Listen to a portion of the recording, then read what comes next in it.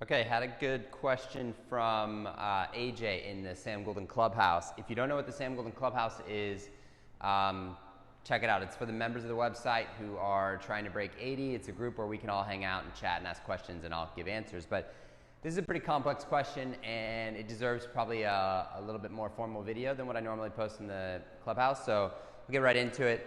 The question is, the question's kind of funny. He was like, how do you load a shaft that's too stiff for your golf swing? And the answer is pretty easy, the same way you would load any shaft. The thing that's actually good about shafts that are too stiff for your golf swing is that they don't unload too quickly. So I'll say that when I'm measuring golf swings, I'm looking at the dynamics of the shaft and what the club's doing through impact. Almost everyone's shafts are kicking or releasing through impact a little too early.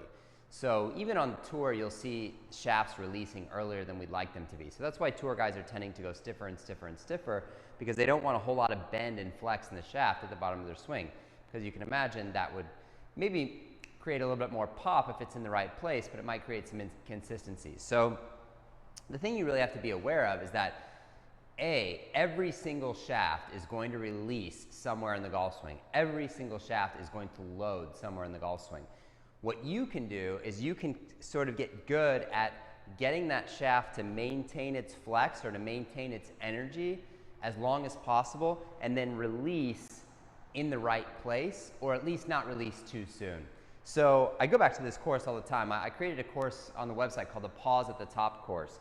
And it just teaches people to be able to get into a setup position for their swing, turn back to a place in their backswing, and then hit shots from that place in their backswing. So I think what's interesting is that most people, the first time they do that drill, it feels really, really crazy. It's like, whoa, that was way out of sync. And even when I just hit that one, I felt kind of my shaft and the club releasing a little bit earlier than I'd intend to have it. So, but what you learn in that drill is you learn how to sequence the through swing. You learn how to sequence the series of movements from your transition through the hit.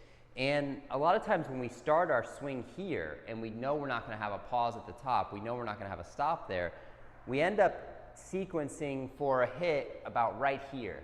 So we make most of the energy, or we push most of the energy in our golf swing right as we start our downswing. And that would be fine if we were hitting a ball that was like halfway down. But what happens for most players is we start to create, or we really create a lot of force there. The shaft flexes or bows a little bit, but then coming down, by the time we get to the ball, we don't have enough velocity to maintain that shaft flex or to continue to rotate our body to keep that shaft flexed.